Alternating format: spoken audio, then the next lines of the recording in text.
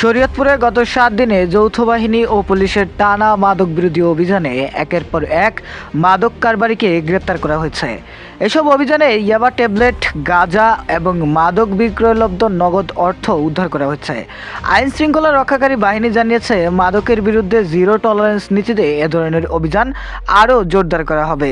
গত শুক্রবার 26 ডিসেম্বর রাতে শরীয়তপুরের জাজিরা উপজেলার বড়কান্দি ইউনিয়নের উত্তর ডবলদিয়া এলাকা থেকে মোহাম্মদ সুমন ডালি নামে 21 বছর বয়সী এক যুবককে 5 পিস ইয়াবা ট্যাবলেট সহ গ্রেপ্তার করে জাজিরা থানা পুলিশ। গোপন সংবাদের ভিত্তিতে অভিযান চালিয়ে সামাদ মাতবরের বাড়ির পাশ থেকে তাকে আটক করা হয়। পরদিন শনিবার 27 ডিসেম্বর দুপুরে প্রয়োজনীয় আইনগত প্রক্রিয়া শেষে তাকে বিজ্ঞ আদালতে প্রেরণ করা হয়।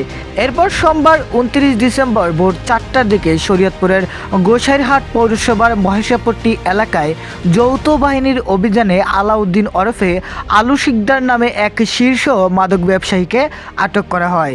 তিনি ওই এলাকার মৃত জলিল শিকদারের ছেলে। নিয়মিত রাত্রিকালীন টহলের সময় গোপন সংবাদের ভিত্তিতে তার বাড়িতে অভিযান চালানো হয়। এ সময় তার বসতঘরের আলমারি থেকে 7 কেজি গাঁজা ও 685 পিস ইয়াবা ট্যাবলেট উদ্ধার করা হয়। আটককৃত আসামি ও উদ্ধারকৃত মাদকদ্রব্য আইনানুগত ব্যবস্থা গ্রহণের জন্য পরবর্তীতে গোসাইরহাট থানায় হস্তান্তর করা হয়েছিল। এরপর মঙ্গলবার 30 ডিসেম্বর রাতে 10:30টার দিকে জাজিরা পৌরসভার আড়াচণ্ডী এলাকায় মাদক বিরোধী অভিযান পরিচালনা করে জাজিরা থানা পুলিশ।